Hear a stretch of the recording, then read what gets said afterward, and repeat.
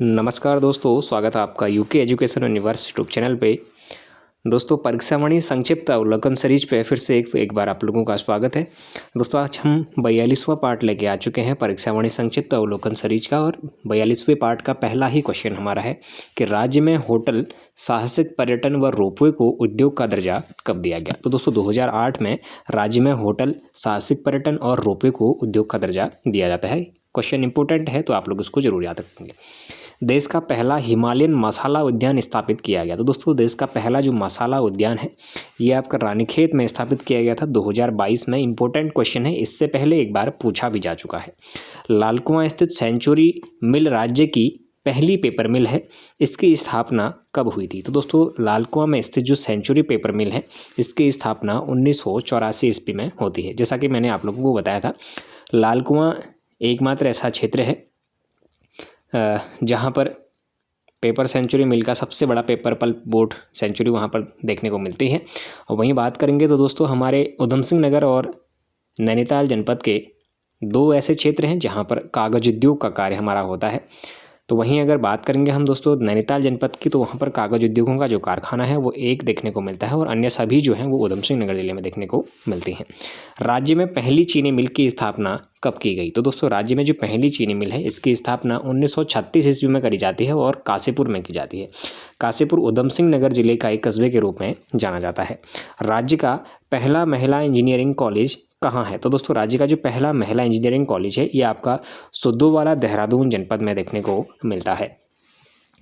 राज्य एवं देश का पहला कृषि विद्यालय यानी कि जीबी पंत कृषि विद्यालय प्रौद्योगिकी विश्वविद्यालय कहाँ पर है। तो दोस्तों, ये आपका पंतनगर में देखने को मिलता है। पंतनगर आपका नैनीताल जनपद के अंतर्गत देखने को मिलता है। अच्छा दोस्तों, भारत में जो हरित क्रांति की शुरुआत है वो भी आपकी यहीं से मानी जाती है। अगर देखा जाए तो दोस्तों, स्थापित कब की जाती है, तो 17 नवंबर 1960 को हमारी गोविंद वल्लभ पंत कृषि विश्वविद्यालय की जो स्थापना है वो 17 नवंबर 1960 को की जाती है, और इसके जो प्रथम कुलपति हैं वो आपके doctor Kenneth Anthony Parker Stevens को बनाया जाता है। जीबी पंत का नाम कब से जोड़ा गया, ये क्वेश्चन मोस्टली इंपॉर्टेंट है, इससे पहले एग्जाम में पूछा जा चुका है। तो दोस्तों, जो आपका कृषि विश्वविद्यालय है इसके आगे जीबी पंत का जो नाम है वो 1972 ईस्वी में जोड़ा गया था।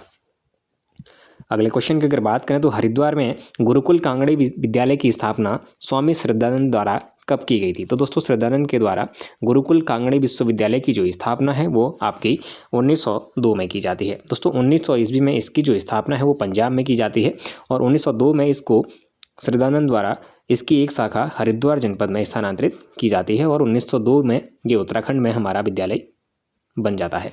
फिर देखिएगा इसको विश्वविद्यालय का दर्जा कब दिया गया। तो दोस्तों, 1962 में इसको विश्वविद्यालय का दर्जा दिया गया था। राज्य व निजी क्षेत्र का प्रथम मेडिकल विश्वविद्यालय है। तो दोस्तों, मेडिकल कॉलेज की अगर बात करें तो Himalayan institute of medical sciences Dehradun में राज्य का निजी क्षेत्र का प्रथम मेडिकल विश्वविद्यालय के रूप में इसको जाना जाता है। अगर बात करेंगे दोस्तों हिमालयन इंस्टीट्यूट और मेडिकल साइंसेज देहरादून की स्थापना कब होती है, तो ये आपकी 1989 ईस्वी में देखने को मिलती है।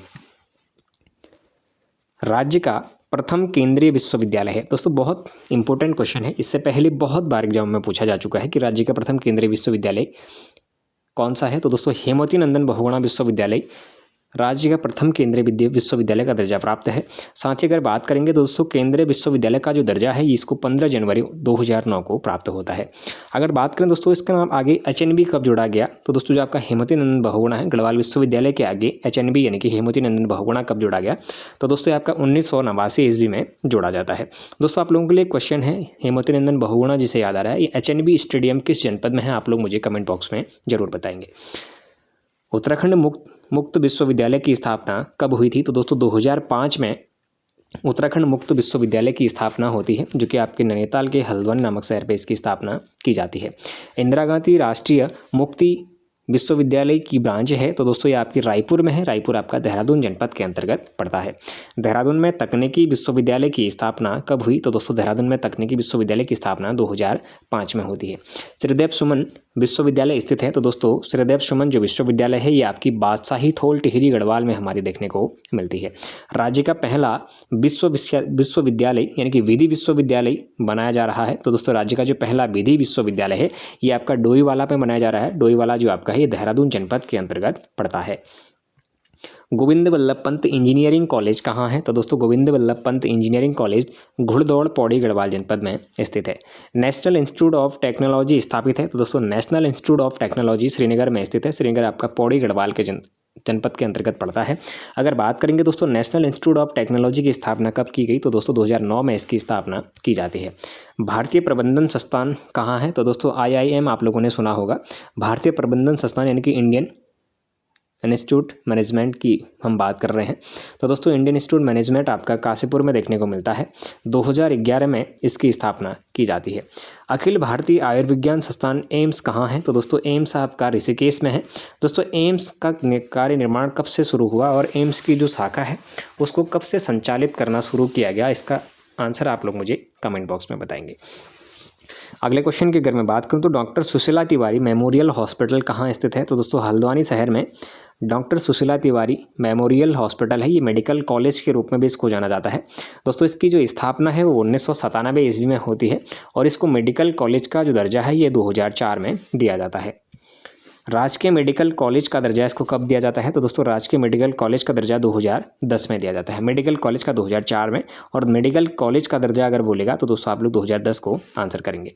फिर देखिएगा अगले क्वेश्चन की अगर बात करें तो बीर चंद सिंह गढ़वाली राजकीय मेडिकल कॉलेज कहाँ है? तो दोस्तों बीर चंद सिंह गढ़वाली जो मेडिकल कॉलेज है ये आपका श्रीनगर में है।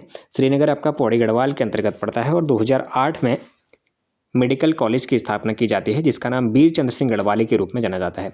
अगर बीर चंद सिंह गढ़वाली औद्योगिक संस्थान की स्थापना कब की गई तो तब आप लोग आंसर करेंगे 2011 में। अगर बात करें दोस्तों दून राजकीय मेडिकल कॉलेज की स्थापना कब हुई? तो दोस्तों दून राजकीय मेडिकल कॉलेज की जो स्थापना है ये 2016 ईस्वी में होती है। राज्य का पहला एकमात्र सैनिक स्कूल स्थापित है? तो दोस्तों राज्य का एकमात्र जो सैनिक स्कूल है ये घोड़ाखाल में है जो नैनीताल जनपद के अंतर्गत पड़ता है। 1966 ईस्वी में इसकी स्थापना की जाती है। दोस्तों इसकी स्थापना 1966 में किसके द्वारा की गई थी, इसका आंसर भी आप लोग मुझे कमेंट बॉक्स में देंगे। कुमाऊं क्षेत्र की सर्वाधिक लोकप्रिय गाथाएं हैं? तो दोस्तों कुमाऊं क्षेत्र की जो सर्वाधिक लोकप्रिय गाथाएं हैं वो मालूशाही और रमौल जो हैं ये कुमाऊं क्षेत्र की सर्वाधिक लोक गाथाओं के रूप में जानी जाती है। गढ़वाल और कुमाऊं में पहेलियों को कहा जाता है। तो दोस्तों गढ़वाल और कुमाऊं जो क्षेत्र है यहाँ पर पहेलियों को आड़ा के रूप में जाना जाता है। इससे पहले एग्जाम में पूछा जा चुका है। कुमाऊनी में लिखित साहित्य शुरू हुआ? तो दोस्तों कुमाऊनी में जो लिखित साहित्य है ये 1800 ईस्वी के बाद देखने को मिलता है और गढ़वाली बोली की जो प्रथम रचना है ये गोरखवाणी के रूप में जानी जाती है। गोरखवाणी के जो रचयिता हैं वो आपके सुदर्शन शाह के रूप में जाने जाते हैं। अगर बात करेंगे दोस्तों गढ़वाली बोली की प्रारंभिक रचनाएं हैं तो दोस्तों गढ़वाली बोली की जो प्रारंभिक रचनाएं हैं बुरो संग जो कि हर्षपुरी जी के देखने को मिलती है, चेतावनी जो कि आपकी हरिकृष्ण देगादत्त जी के देखने को मिलते हैं और बिरह है जो आपका लीलानंद कोटनाला जी के देखने को मिलती है। तो सन 1852 के आसपास उषारा गोदिया व ययाति चरित्र नामक नाटकों की रचना किसने करी? तो दोस्तों जो आपका उषारा गोदिया है या फिर ययाति चित्र है इन नाटकों की जो रचना है ये 1582 में रुद्रचंद के द्वारा की जाती है। दोस्तों रुद्रचंद हमारा अकबर के समकालीन राजा के रूप में इसको जाना जाता है। अगर देखा जाए तो 1587 में ये अकबर की अधीनता को स्वीकारता है और 1588 में लाहौर में ये अकबर से भेंट भी करता है। तो ये क्वेश्चन आप लोगों के लिए इंपॉर्टेंट है, इसको भी आप लोग जरूर याद रखिएगा। गढ़वाली बोली में प्रथम नाटक जय विजय 1911 व भक्त प्रहलाद 1914 किसने लिखी? दोस्तों अगर बात करी जाए तो गढ़वाली का जो पहला नाटक है जय विजय, और वहीं अगर बात करें जो भक्त प्रहलाद है इसको गढ़वाली में 1914 में किसके द्वारा लिखा गया था? तो दोस्तों ये आपका भवानी प्रसाद थपलियाल जी के द्वारा लिखा गया था। इंपॉर्टेंट क्वेश्चन है तो इसको आप लोग जरूर याद रखेंगे। गढ़वाल में पौराणिक तथा लौकिक या फिर ऐतिहासिक लोक गाथाओं को क्या कहते हैं? तो दोस्तों गढ़वाल में जो पौराणिक बोले या फिर लोक गाथाएं हैं उनको जागर या फिर पवाड़ा के रूप में जाना जाता है। कुमाऊनी लोक गाथा मालूशाही को पुस्तककार रूप दिया तो दोस्तों किसने दिया था? डॉक्टर उर्वीदत्त उपाध्याय, डॉक्टर रमेश पंत और यमुनादत्त वैष्णव अशोक जी के द्वारा जो मालूशाही पुस्तकार है इसको पुस्तकार रूप इनके द्वारा दिया जाता है। अगर वहीं बात करें तो कुमाऊनी भाषा के आदि कवि माने जाते हैं। तो दोस्तों कुमाऊनी भाषा के जो आदि कवि हैं वो लोकरत्न पंत जी को माना जाता है, यानी कि गुमानी पंत जी की हम बात कर रहे हैं। गुमानी पंत जी के गुमानी नीतियों के कवि देखने को मिलते हैं और साथ ही अगर देखा जाए तो दोस्तों ये उधम सिंह नगर जिले के रहने वाले व्यक्तियों में से जाने जाते हैं। कुमाऊनी बोली के प्रथम भाषा वैज्ञानिक हैं, तो दोस्तों कुमाऊनी बोली के जो प्रथम भाषा वैज्ञानिक हैं वो आपके गंगादत्त उप्रेती जी जाने जाते हैं। सुमित्रानंदन पंत की कुमाऊनी भाषा की प्रसिद्ध कविता है, तो दोस्तों जो बुरूस है आपकी, ये सुमित्रानंदन पंत जी की कुमाऊनी भाषा की प्रसिद्ध कविता देखने को मिलती है। मेमोयर्स ऑफ देहरादून किसकी पुस्तक है, तो दोस्तों मेमोयर्स ऑफ देहरादून जो पुस्तक है वो आपकी GRG विलियम यानी कि RG विलियम की एक बुक देखने को मिलती है। 1874 ईस्वी में इसको लॉन्च किया जाता है। हिमालयन डिस्ट्रिक्ट गजेटियर्स किसकी रचना है, तो दोस्तों हिमालयन डिस्ट्रिक्ट गजेटियर जो रचना है ये एटकिंसन की देखने को मिलती है। दोस्तों अभी के हमारे जो क्वेश्चंस निकल के आ रहे हैं ये सभी ही क्वेश्चन इतने इंपॉर्टेंट हैं कि आप लोगों को इस वीडियो को अगर 2 से 3 बार देखेंगे तो ये सभी आपको याद भी हो जाएंगे और एग्जाम के दृष्टि से ये इंपॉर्टेंट भी हैं।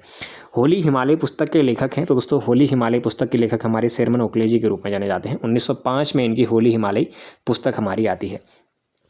अगर देखा जाए तो दोस्तों गढ़वाल देहरादून गजेटियर के लेखक हैं, यानी कि गढ़वाल देहरादून गजेटियर के जो लेखक हैं वो HG वॉल्टन के रूप में जाने जाते हैं। 1911 ईस्वी में इनके द्वारा ये पुस्तक लिखी जाती है। अच्छा, ब्रिटिश गढ़वाल गजेटियर्स हमारे 1910 में आती है और अल्मोड़ा गजेटियर जो आती है ये आपकी 1928 में आती है। इन दोनों की भी स्थापना हमारी HG वॉल्टन के द्वारा ही की जाती है। अगले क्वेश्चन की अगर बात करेंगे तो दोस्तों हिमालयन ट्रेवल्स किसकी रचना है, तो दोस्तों हिमालयन ट्रेवल्स जोत सिंह नेगी जी की रचना देखने को मिलती है जो कि 1920 में निकाली गई थी। हिमालय फोकलोर 1935 में ये तारादत्त गहलोत और शेरमन ओकले के द्वारा इसको निकाला जाता है।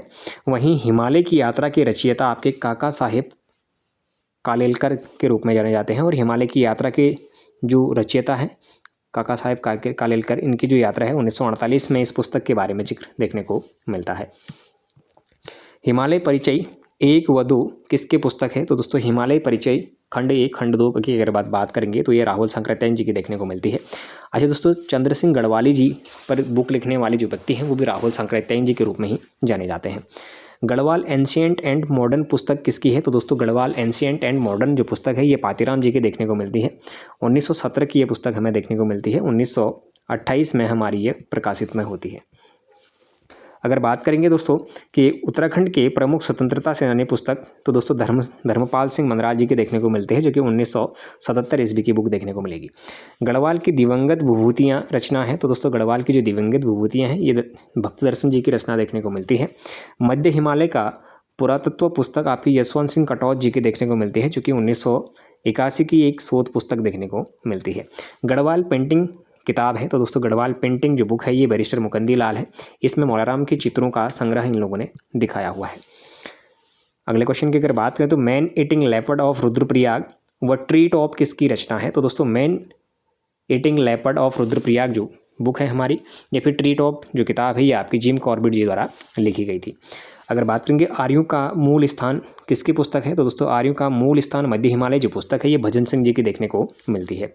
उत्तराखंड में कुली बेगार प्रथा पुस्तक है, तो दोस्तों कुली बेगार जो पुस्तक है ये आपकी डॉक्टर शेखर पाठक जी की देखने को मिलती है जो 1987 में इसकी रचना की गई थी। अगर बात करेंगे आज के लास्ट क्वेश्चन और सेशन के 13वां क्वेश्चन की, तो ब्रिटिश कुमाऊं गढ़वाल किसकी रचना है, तो दोस्तों ब्रिटिश कुमाऊं गढ़वाल जो रचना है ये डॉक्टर RS टोलिया जी की देखने को मिलती है। तो दोस्तों आज हमने फिर से 50 क्वेश्चंस पे डिस्कस किया और 50 क्वेश्चंस में हमने बहुत सी ऐसी चीज़ें देखी जो आपके एग्जाम दृष्टि से काफ़ी महत्वपूर्ण है। अगर दोस्तों आप लोगों को ये सीरीज अच्छी लग रही हो तो आप लोग चैनल को जरूर सब्सक्राइब करें, अपने दोस्तों के साथ चैनल को जरूर शेयर करें, बाकी लाइक करें, कमेंट करें और बने रहिएगा UK education universe YouTube channel के साथ। धन्यवाद।